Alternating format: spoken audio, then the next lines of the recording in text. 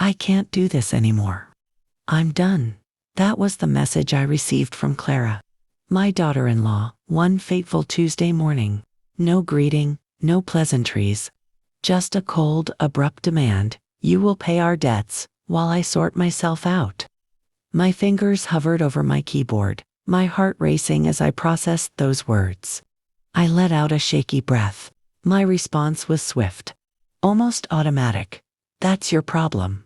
3 words, no more, no less. I pressed send without hesitation. Then, I signed the contract for a job overseas. It was the escape I hadn't dared to believe in until that moment. The very next day, Michael, my son, called me in a panic. But it was too late. The decision had already been made, and I was beyond reaching. Before we get started, a huge thanks to all of you. We've officially hit 500 subscribers. It's a small milestone, but it means the world to us. Now we're aiming for 1,000 subscribers. If you haven't already, please hit the like button, subscribe, and let us know where you're watching from and how you're doing. Your support keeps this channel going, and we truly appreciate it. Anyway, back to my story.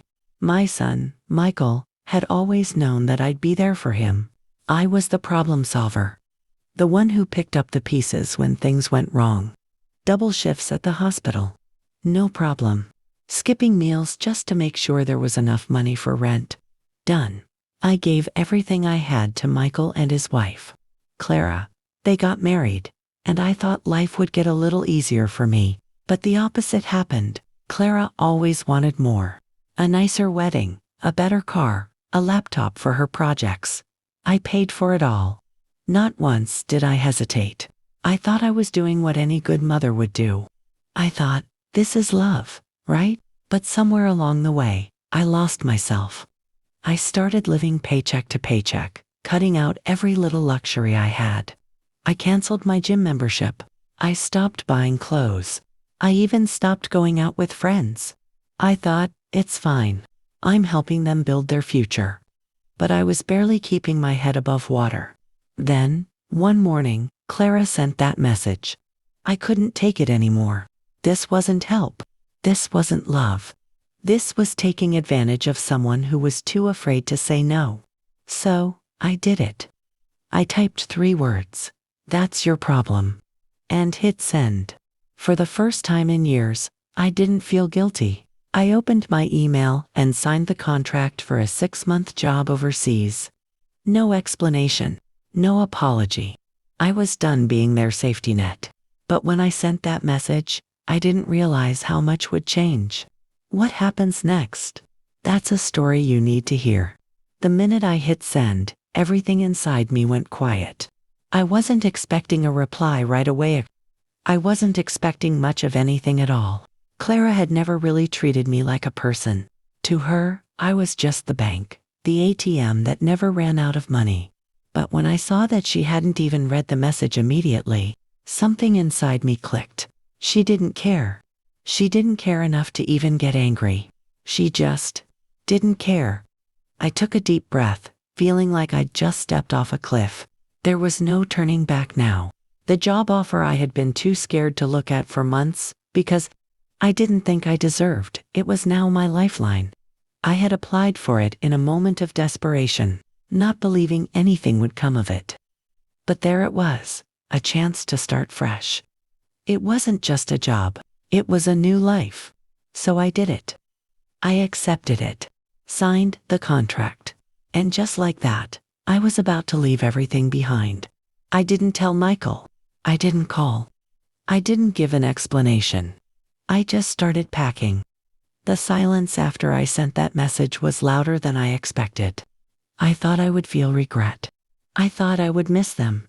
But instead, I just felt relief, peace, the kind of peace you can only feel when you stop pretending to be someone else's solution. I looked around the house I had worked so hard to make perfect. There were pictures on the walls of family vacations, birthday parties, moments that looked happy from the outside, but when I looked closely, I saw the truth. Every picture was a bill I paid. Every smile was a reminder of a sacrifice I made, a promise that wasn't kept, and all of it was taking a toll on me. I opened my suitcase and started filling it with essentials, clothes, shoes, nothing fancy. For the first time in years, I wasn't thinking about anyone else. I wasn't packing for Michael, or Clara, or anyone but me. And I realized something. I was never going to be able to move forward if I kept looking back. But leaving wasn't going to be as easy as just packing a bag. What would I face once I got there? Would it really be enough to start over? I was already halfway packed when my phone started buzzing again. This time, it was Michael. I hesitated before answering. His voice came through, sharp and confused. "Mom, what's going on? Why'd you say that to Clara? Where are you? What's going on with you?" I couldn't bring myself to explain. What was there to explain? I had spent my life trying to be the one who fixed everything. But this time, I wasn't going to fix anything. Not for him, not for Clara. "I'm not fixing this, Michael. You and Clara need to figure it out," I said, my voice calm but firm.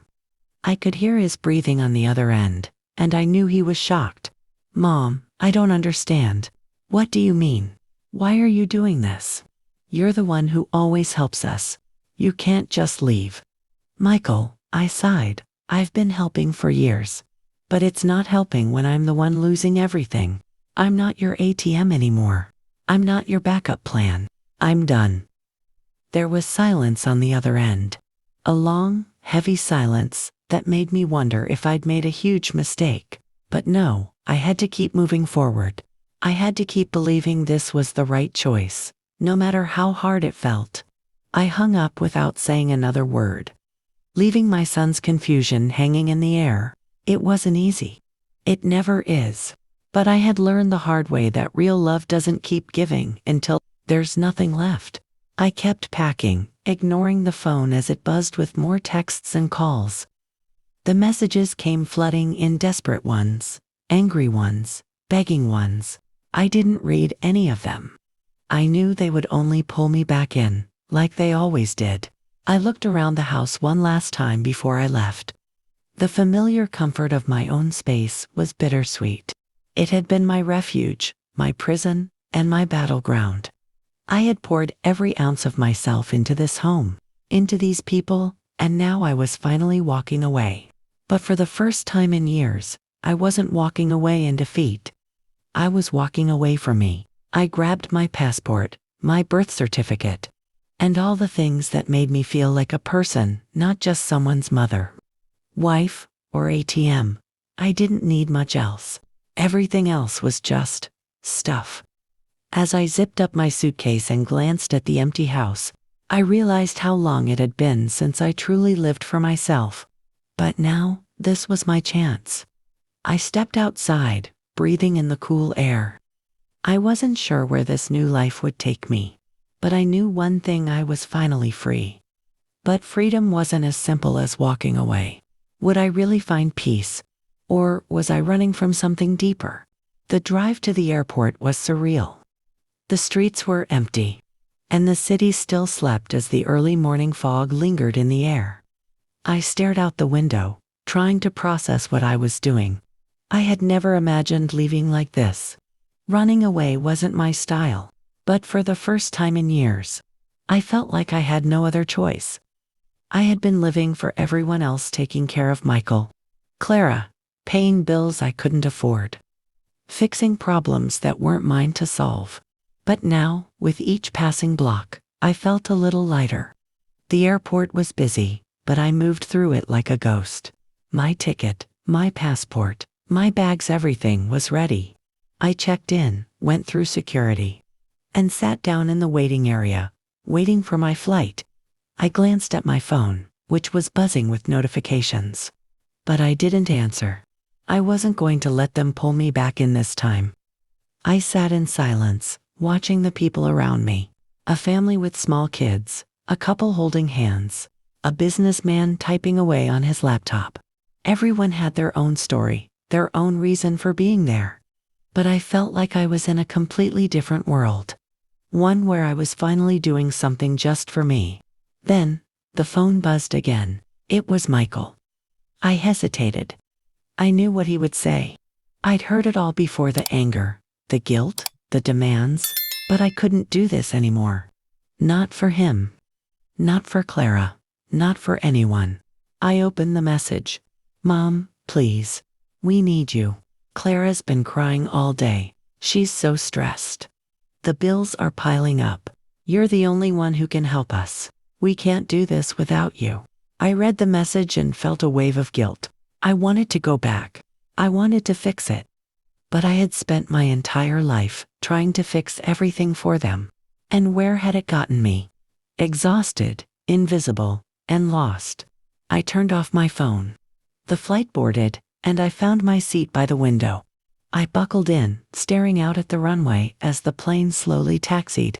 I felt a mix of excitement and fear. Was this the right decision? Could I really leave everything behind? The plane took off, and I felt the pressure in my chest release. I looked down at the city below, shrinking into a blur as we climbed higher and higher. For the first time in a long time, I wasn't just surviving. I was finally living. But as the plane rose, so did my doubts. Was I really strong enough to leave everything behind? Was it too late to change? As the plane soared into the sky, I couldn't help but wonder, was this freedom? Or was I just running away from the hardest part of all? The first few days in my new place felt like a dream. I was in a completely new country, surrounded by unfamiliar streets, unfamiliar faces. But the strangest thing, it didn't feel like I was lost. It felt like I had finally found something I'd been missing for years myself. The apartment was small but cozy. Nothing fancy, but it was mine. No one else had a key. No one could come in and make demands. I set down my suitcase and immediately started unpacking. Putting things in place, feeling a small sense of control return. My space, my rules. I knew I couldn't stay in the apartment forever, but it was a starting point. I had a job to begin soon. The same thing I had done back home, but this time, it was different. There was no pressure, no one telling me what to do, no one needing me all the time. Just me and my work. I made coffee in the morning, the way I used to. Sitting by the window and watching the sun rise over a new city. It felt so quiet, so peaceful. I hadn't experienced peace like this in years. The constant noise of my life back home, of Michael's calls, Clara's demands, the bills. The worry was gone. I was breathing again. But even in the quiet, I couldn't shake the feeling that something was missing. Michael still hadn't called since I left. The silence between us was deafening. I thought maybe he'd reach out, maybe even apologize. But nothing. Not even a text. The first time I went out to buy groceries, I ran into a neighbor. Her name was Francisco, and she was one of those older women who seemed to know everything about the world but didn't judge you for your mistakes. She was out watering her plants, and when she saw me, she smiled and waved. New neighbor. She asked with a thick accent. Welcome to the building. If you need anything, just knock. Her kindness hit me hard. It wasn't about what she wanted. It wasn't about asking for something in return. She was just being nice. And I hadn't experienced that in so long. It almost made me cry. I thanked her and kept walking. It was a small thing, but it meant everything to me in that moment. I was beginning to understand that kindness without strings was a rare gift. Maybe this was what I had been looking for all along. Unconditional kindness. Over the next few days, I kept to myself. I focused on settling in, learning my way around the neighborhood, getting familiar with the new job that was waiting for me. Everything felt like a fresh start, like I was shedding an old skin. But every so often, my phone would buzz, and I'd hesitate before checking it. When I did, there were more messages from Michael, picking up right where he'd left off. The guilt, the anger, the pressure. But this time, I wasn't the same person anymore. How long could I keep ignoring him? Would I ever truly be able to let go? Or would the weight of family pull me back into that life I was trying to escape? A few weeks passed, and the quiet began to feel more normal than the chaos I had left behind. I woke up each morning feeling something I hadn't felt in years: control. The decisions I made were my own.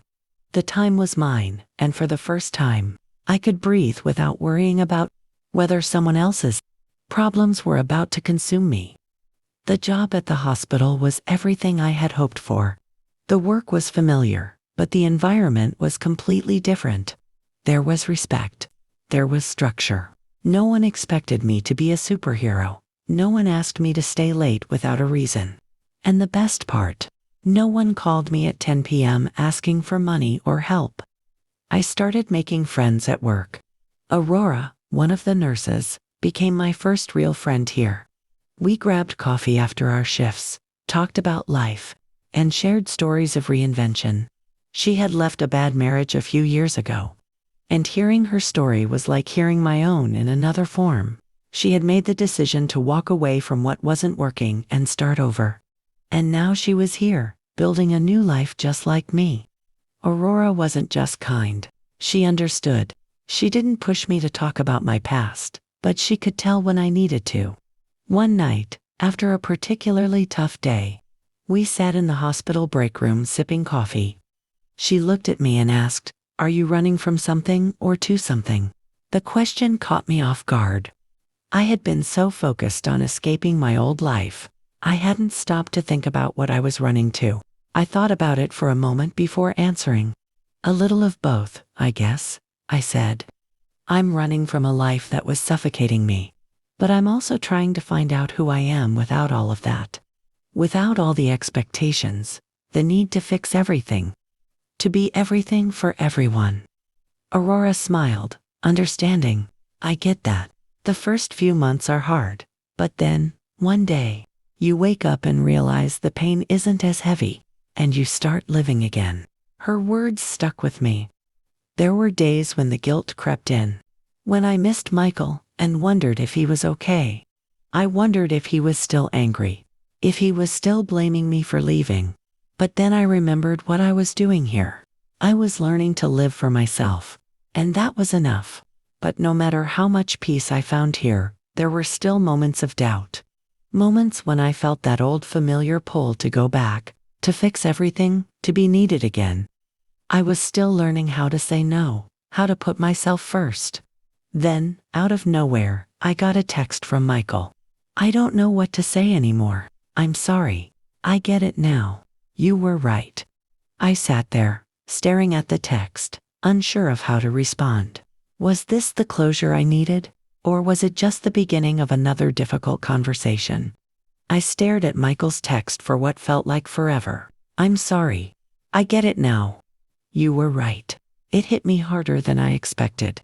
Part of me wanted to call him right away, to hear his voice, to make sure this wasn't just another attempt to pull me back into the same old cycle, but another part of me I didn't recognize at first wanted to hold on to the peace I'd worked so hard to find. I ran my fingers over the phone screen, torn.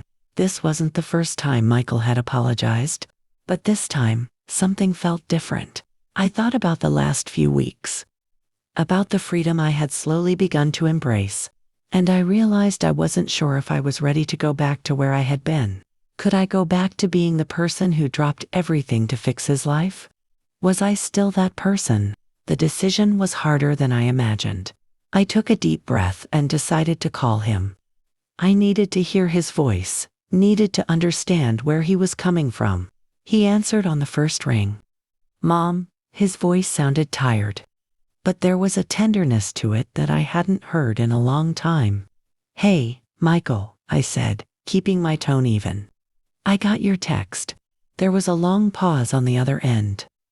"I didn't know if you'd even respond," he finally said. "I don't know what to say. I was angry at first. I didn't get it. But I see it now. You had to leave, you needed to, and I understand." I sat back, letting his words sink in. I didn't expect him to understand so quickly, and I didn't expect this call to be as calm as it was. For the first time, I felt like he was hearing me, really hearing me. "I've spent so much of my life thinking I had to be there for everyone," I said softly. "I didn't realize I was losing myself in the process. I get it now, Michael said again, his voice steady. I thought I needed you, but I was wrong. I wasn't seeing you. I wasn't seeing what you needed. I'm not going to fix everything anymore, Michael, I replied. I'm here, but I'm here for me too. I can't just give everything up for you, or Clara, or anyone else. I have to live for myself now. He was quiet for a moment. I get it. I really do. I'm sorry for everything. I felt a strange weight lift off my shoulders. The guilt, the anger, it was starting to fade. I wasn't sure what the future held, but for the first time in a long time, I didn't feel the pressure of being someone's savior. Thank you for understanding, I said, my voice breaking slightly. It means a lot. We ended the call with a quiet promise to stay in touch. But I wasn't sure what that would look like yet. It wasn't about fixing things. It was about healing. But even though Michael seemed to understand, something still lingered. Was this the fresh start I had been waiting for? Or was there more to be done before I could finally let go? I spent the next few weeks settling into my new routine. I had a rhythm now. I woke up early, went to work, came home, and spent my evenings taking long walks, reading books I hadn't touched in years, and just breathing. My mind wasn't racing anymore. For the first time in a long time, I didn't feel the weight of the world on my shoulders. But there was still that question, that nagging feeling. Was this really enough? Was I finally living for myself? Or was I just running away from the hard things I needed to face? Michael had kept his word. We hadn't talked much since that phone call, but there was a shift.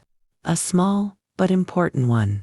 He seemed more at peace, more self-sufficient.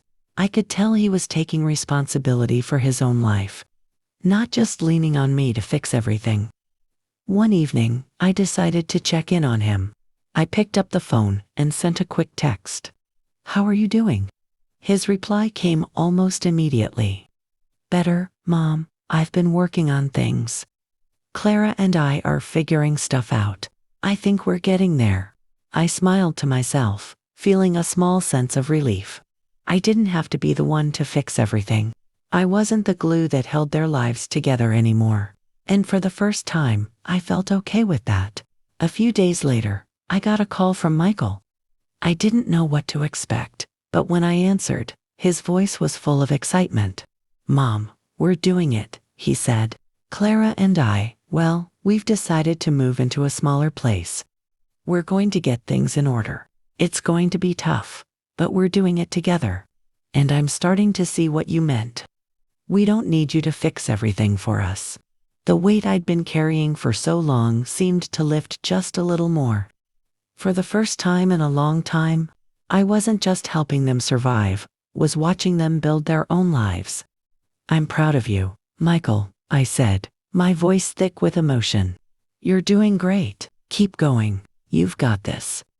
The conversation ended with a quiet promise, a promise to keep moving forward. And for the first time, I believed it. But as I hung up the phone, something inside me asked what's next for me. Was this really the beginning of the rest of my life? Or was there still more I needed to discover about myself? If this story touched your heart, tell me in the comments, what city are you watching from? Don't forget to like, subscribe, and share this story so more people remember. No matter how old you are, it's never too late to stand up for yourself.